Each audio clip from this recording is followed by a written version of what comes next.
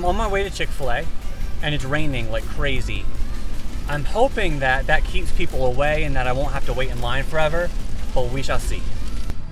So the rain didn't keep anyone away from Chick-Fil-A. In fact, I think more people are here than I've ever seen. Check this out. There's Chick-Fil-A.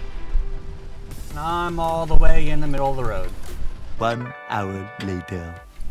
So I'm still waiting. Is it worth it? I think so. But I know it's debated. Like, who makes the best chicken sandwich? Is it Chick-fil-A? Is it Popeyes? Is it McDonald's? Is it someone I've never heard of? I'd love to hear from you. Who makes the best chicken sandwich? Comment below with what you think, and we'll get the discussion going. Here, Chick-fil-A. My name is Kaylee. How may I serve you? Yes, can I have the number one, just the sandwich? Absolutely. Here you are. Thank you.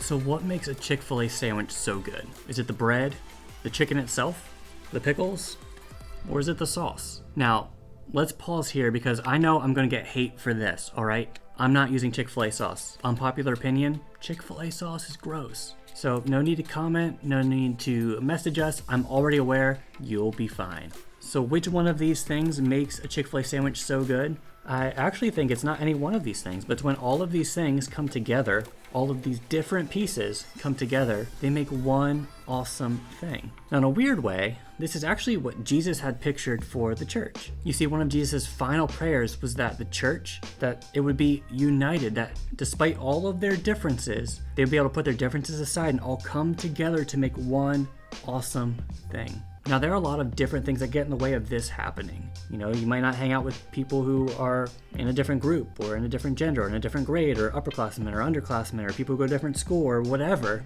but that's not what Jesus wants for us. And so one of Jesus' students, a guy by the name of Peter, wrote a letter to early followers of Jesus. And in that letter, he gave the people 4 tips on how to be people who bring unity. And you can find these in 1 Peter 3:8.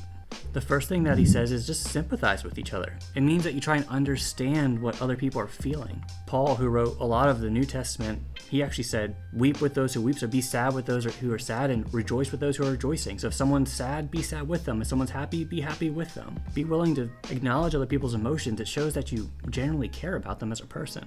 Second thing he gives is just love each other's brothers and sisters. As followers of Jesus, we are all like family, and so we should treat each other that way. We should look out for each other, have each other's back, show kindness and love and gentleness to each other, be patient with each other, serve each other. If someone else is going through a hard time, we're willing to jump in and help. There's so many things that you can do to put this into action, but bottom line is we need to love each other. The third tip that Peter gives on how to be people who bring unity is to be tenderhearted. I know this one sounds a little weird, but all he's saying is be compassionate. Now, he already said be sympathetic, which means try and understand what other people are feeling and be willing to feel what others are feeling. You know, compassion takes it a step further. You see, compassion is an action. Compassion just doesn't try to understand what others are feeling, but it does something about it. And so if you see someone who's sad, you are willing to be present there with them and to message them or to reach out to them to just offer your support. If you see someone who needs help, it's not just like, oh, I'm so sorry for you. I'm sorry you're going through that. No, it's do something about it. That's compassion. Compassion takes action. And the final thing that he gives is just have a humble attitude. View others as more important than yourself. Put them first. There is nobody who is below you helping them or serving them. There is nobody that does not deserve your time and your attention. And so don't act like it. Don't pretend like you're better than anyone else. Be willing to set your differences aside for the greater good, because being kind and loving is more important than being right. Unity starts with you. It takes you doing your part, it takes me doing my part. All of us have to do our part if we want to fulfill Jesus' prayer and vision for the church. If we want to be this. So which of these 4 things do you need to work on? Because none of us are perfect. Let's be honest. None of us are perfect. We all have areas that we can grow on and that we can work on. So which one of those 4 is it for you? Sympathize with each other, love each other's brothers and sisters, be tender-hearted, or have a humble attitude. And as you begin to work on these things, I can't think of any better place to practice this than in a group. And so if you're not in a group, comment down below group or I want to join a group, and someone will reach out to help you get connected. Because we all need people to support us and encourage us and challenge us in these things. Also, it's really hard to love your brothers and sisters if you're not surrounding yourself with brothers and sisters. So make sure you get in a group. And until the next video, see ya.